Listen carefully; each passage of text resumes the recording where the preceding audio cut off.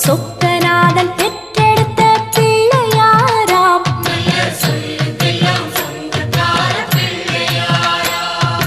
கைலாய மலைய விட்டு தெற்கே வந்தாராம். இந்த பிள்ளையாரு பட்டி கண்டு இருந்து விட்டாராம்.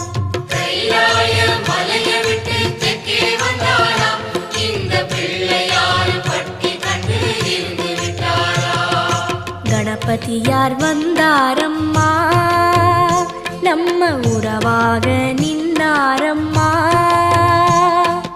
கணபதியார் வந்தாரம்மா, நம்ம உறவாக நின்னாரம்மா.